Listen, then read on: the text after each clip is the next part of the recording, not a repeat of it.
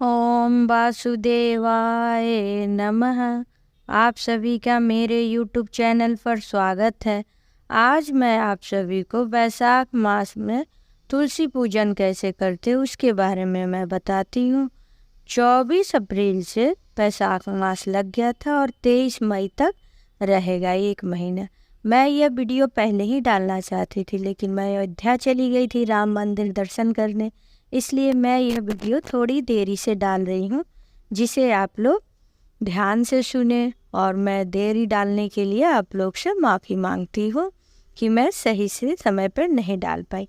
लेकिन तुलसी जी का जो है, हमें माघ महीने में, कार्तिक महीने और बैसाख महीने में, ये 3 महीने में तुलसी जी का एक महीना निश्चित रूप से पूजा करना चाहिए। ऐसे तो सालों भर हमें तुलसी माता की पूजा करनी चाहिए, लेकिन ये 3 महीना खास बनाया गया है। सर्वप्रथम सुबह हम जब स्नान ध्यान कर लेते हैं, उसके बाद मंदिर में जो दिनचर्या है पूजा करते हैं। तुलसी जी की भी हम पूजा करते ही हैं, हर घर में तुलसी माता रहती है। लेकिन बैसाख माह में कुछ विशेष हो जाता है कि आप सुबह के समय भी तुलसी माँ को जब आप जल से सींच रही हैं, तो उसमें ज़रूर 2 चम्मच ही आप दूध ज़रूर मिला लें। दूध से सींचने का मतलब हमारी संपन्नता को ये चीज़ दर्शाता है। तो हमें जल में थोड़ी सी दूध की मात्रा मिला के, ज़्यादा दूध ना डालें, थोड़ी सी दूध मिला के हम ज़रूर सींचें। अगर दूध की व्यवस्था नहीं है तो आप जल से भी सींच सकती हैं तुलसी माँ को। उसके बाद तुलसी जी को हम धूप दीप दिखाएंगे। गाय के घी का ही हमें दीप जलाना चाहिए, लेकिन अगर किसी कारणवश नहीं है तो आप शुद्ध तिल के तेल का भी जला सकती हैं। उसके बाद से हमको धूप दिखाना चाहिए। नैवेद्य के रूप में हम तुलसी जी को इस समय हम ज़रूर से तिल का ही भोग लगाएं। अगर आपके पास कोई मिठाई है या ड्राई फ्रूट है, उसका भी भोग लगा सकती हैं, लेकिन तिल का भोग लगाना चाहिए, क्योंकि बैसाख माह में ही तिल की उत्पत्ति हुई थी और विष्णु भगवान को तिल बहुत पसंद है।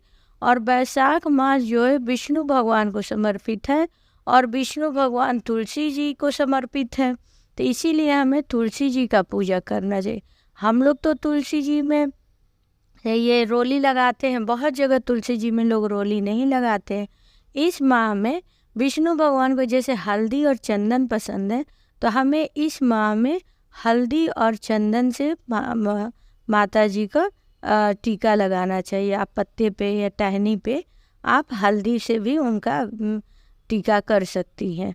उसके बाद से हम पूजा करेंगे। अगर आपके पास जगह है तो आप परिक्रमा 5 बार, 7 बार, 11 बार तुलसी जी का कीजिए। और जब हम आरती घुमाते हैं तो तुलसी महारानी का गान जो आरती होता है उसे गाना चाहिए। अगर आपको याद नहीं है या पढ़ने का नहीं, तो मोबाइल में भी बजा के आप तुलसी जी का आरती बजा के उनका आरती उतार सकते। और अगर आप परिक्रमा जैसे करने का जगह नहीं है, जैसे फ्लैट में लोग रह रहे तो कहाँ परिक्रमा कर पाएंगे, बालकनी में लोग तुलसी जी को रखते, तो आप जहाँ पूजा करते वहीं पे 5 बार 7 बार गोल वहीं पे राउंड राउंड घूम लीजिए और मन में तुलसी जी का ध्यान रख के कि जैसे मैं तुलसी जी का परिक्रमा कर रही हूँ। इस प्रकार परिक्रमा करके फिर तुलसी माँ के हम पाँव हाथ जोड़ के उनकी प्रार्थना करते कि हे माँ, हमारी सभी मनोकामनाएं पूर्ण कीजिए। मैं वैशाख मास में आपकी सेवा कर रही हूँ, आप हम पे कृपा प्रदान किया। और जो भी पूजा में गलती सही हो रही है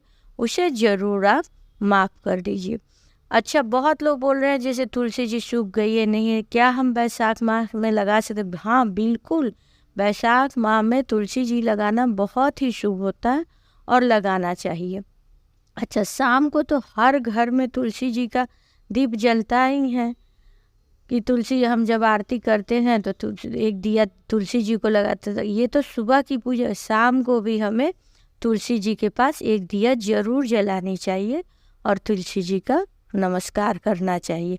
तो इस प्रकार से मैं आप लोग को बताई कि बैसाख माह जो भगवान को समर्पित है, विष्णु भगवान को, तो हम शाम को जब दिया लगाते हैं सूर्यास्त के बाद, तो वो लक्ष्मी जी की कृपा हमें प्रदान होती है। तुलसी माँ की अगर हम शाम को दिया जलाते हैं, उनकी आरती उतारते हैं, तो माँ लक्ष्मी हम पे बहुत ही खुश होती है, प्रसन्न होती हैं और वो हमारे घर जरूर आती हैं और हमारे घर विराजमान होती है।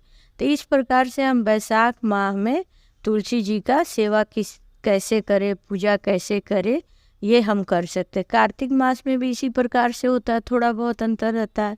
बैसाख माह में भी आप तुलसी जी का पूजा ऐसे कर सकती हैं। आप सभी का माता जी कृपा प्रदान करे। ओम वासुदेवाय